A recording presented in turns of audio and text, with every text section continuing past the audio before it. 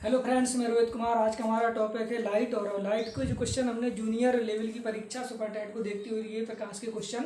तो पहला क्वेश्चन है, एक प्रकाश की किरण एक समतल दर्पण पर लंबवत आपतित होती है तो परावर्तन कोण का मान कितना होगा। तो जो परावर्तन कोण का मान है वो 0 डिग्री होगा, क्योंकि जो समतल दर्पण पर जब प्रकाश की किरण लंबवत गिरेगी तो आपतित किरण और परावर्तित किरण और अभिलंब एक ही रेखा पर होंगे, एक ही सीध में होंगे, तो उसका जो आंसर होगा 0 डिग्री होगा। निरपेक्ष अपवर्तनांक म्यू का मान है, तो निरपेक्ष अपवर्तनांक जो म्यू है वो उसका मान 1 से बड़ा होगा, म्यू इज ग्रेटर देन 1। और वैसे भी अलग जो अपवर्तनांक है अलग अलग पदार्थों में प्रकाश की चाल का जो माध्यम है वो अलग अलग होता है। अलग अलग माध्यमों में प्रकाश की चाल अलग अलग होती है, क्योंकि वो पदार्थ की प्रकृति पर निर्भर करता है। जैसे वायु में पूछा जाए तो वायु में होता है 1.0003, और अगर हम वहीं इसको पूछ लें जल में, तो जल में इसका होता है 1.33, और एल्कोहल में पूछ लें तो एल्कोहल में होता है 1.36, और बर्फ में पूछ लें तो 1.31। इस तरीके से निरपेक्ष अपवर्तनांक म्यू का मान जो है वो म्यू इज ग्रेटर देन 1। इसका आंसर होगा म्यू इज ग्रेटर देन 1। किस रंग के प्रकाश की चाल जल में सर्वाधिक है, तो लाल रंग की तरंगदैर्घ्य अधिक होती है, तो लाल रंग की जो चाल है वो जल में सर्वाधिक होगी, और उसका जो लाल रंग की चाल जल में तो सर्वाधिक होगी। और लाल रंग का क्या है कि जो प्रकीर्णन है वो कम है, तो जिसका प्रकीर्णन कम होगा तो उसकी तरंगदैर्घ्य, जिसकी तरंगदैर्घ्य अधिक होगी उसका प्रकीर्णन अलग होगा। तो लाल रंग की तरंगदैर्घ्य का मान अधिक है और इसकी चाल, लाल रंग की चाल जल में सर्वाधिक होगी, इसका प्रकीर्णन कम होता है लाल रंग का। एक प्रकाश किरण प्रकाशीय तंतु में चलती है, तो जो प्रकाश किरण प्रकाश की तंतु में चलती है वो किसके कारण चलती है, वो चलती है पूर्ण आंतरिक परावर्तन के कारण। वो चलती है पूर्ण आंतरिक परावर्तन के कारण। दो लेंस जिनकी क्षमताएं 4D और 2D है, 4 डायोप्टर और 2 डायोप्टर, इनकी सख्त फोकस दूरी कितनी होगी। तो ये P बराबर P1 प्लस P2 से निकाल लेंगे और इसका आंसर आ जाएगा 4 में से 2 डायोप्टर। तो जब 2 डायोप्टर इसका आंसर आ जाए तो D बराबर 1/f से, तो 100 इनकी सेंटीमीटर में इसको लाना है, तो 100/2 से 50 सेंटीमीटर इसका आंसर हो जाएगा। उत्तल लेंस की फोकस दूरी अधिकतम है, तो उत्तल लेंस की जो फोकस दूरी होती है वो लाल जो है अधिकतम होती है। उत्तल लेंस की जो फोकस दूरी होती है वो लाल रंग में अधिकतम होती है। उत्तल लेंस की फोकस दूरी प्रकाश के लिए, लाल प्रकाश के लिए उत्तल लेंस की फोकस दूरी अधिकतम होती है। 3/2 अपवर्तनांक वाले कांच के लेंस को 4/3 अपवर्तनांक वाले जल में डुबा देने पर लेंस की फोकस दूरी बढ़ जाएगी। तो लेंस की फोकस दूरी क्या हो जाएगी, बढ़ जाएगी। यानी कि जो 3/2 है ये 4/3 है, तो 3/2 4/3 से 3 कैंसिल हो जाएगा, 4/2 2 हो जाएगी, तो इनकी जो लेंस की फोकस दूरी है वो बढ़ जाएगी। एक अवयुत्तल लेंस की दोनों वक्रता त्रिज्याएं 20 सेंटीमीटर, अपवर्तनांक 1.5, तो फोकस दूरी कितनी होगी। कहने का मतलब एक अवयुत्तल लेंस की दोनों वक्रता त्रिज्याएं कितनी है, 20 सेंटीमीटर है, तो अपवर्तनांक 1.5 है, तो इसकी फोकस दूरी पूछी है। तो फोकस अपवर्तनांक से यहाँ मतलब नहीं है, यहाँ वक्रता त्रिज्याएं दी है, तो वक्रता त्रिज्याएं C1/C2/2 से 20 और 20 ये हो जाएंगी 40/2, यानी कि हो जाएगा इसका 20 आंसर। फोकस दूरी हो जाएगी 20।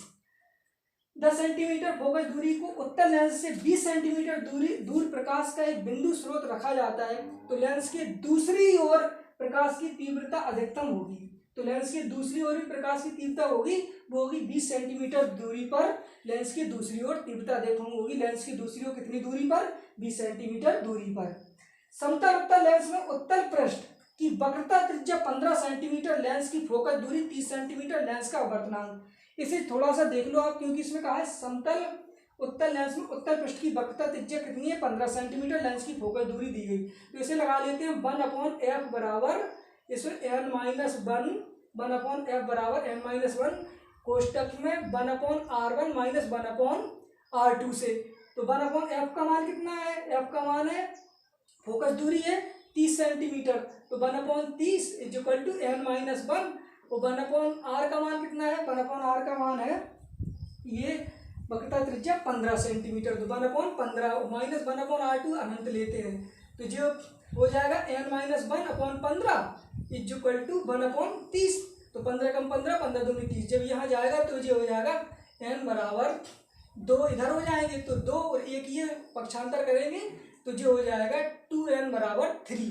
तो n बराबर हो जाएगा 3/2 यानी कि 1.5, यानी कि जो निकल के आ जाएगा 1.5। जो समतल उत्तल लेंस में उत्तल पृष्ठ की जो वक्रता त्रिज्या है 15 सेंटीमीटर, लेंस की फोकस दूरी 30 सेंटीमीटर, तो लेंस का अपवर्तनांक कितना हो जाएगा 1.50। और जो अपवर्तनांक जो 1.50 निकल के आता है वो बेंजीन का निकल के आता है। बेंजीन के मतलब द्रव का अपवर्तनांक है 1.50। तो ये कैसे आएगा 1/f n-1 1/r1 minus 1/r2 1/f है तो f का मान 30 दिया तो 1/30 n-1 से 1/r1 का मान 15 दिया, इसको अनंत लेते तो 0 हो जाएगा। तो 15 कम 15 15 दूनी 30 तो n-1 यानी कि कहने का मतलब जो हो जाएगा 1/2 बराबर 15 से कैंसिल हो 15 15 15 दूनी 30 n-1 बाई 1। तो जो गुणा करेंगे तो 2n-2 = 1 तो 2n बराबर हो जाएगा 3 तो n बराबर हो जाएगा 3/2 यानी कि 1.5। इस तरीके से हम इसको हल कर लेंगे। तो इसमें सूत्र लगा देंगे सीधे से हम 1/f बराबर n-1 1/r1 minus 1/r2। Question number 11 यदि लैम्डा प्रयुक्त प्रकाश की तरंगदैर्घ्य है, यानी कि कोई यदि लैम्डा है जो लैम्डा है वो प्रकाश की तरंगदैर्घ्य है लैम्डा तथा डी दूरदर्शी के अभिदर्शक का व्यास है, जो डी है वो दूरदर्शी के अभिदर्शक का व्यास है, तो दूरदर्शी की विभेदन सीमा होती है। तो इसमें दूरदर्शी की विभेदन सीमा होगी वो होगी 1.22 lambda by D, 1.22 lambda by D.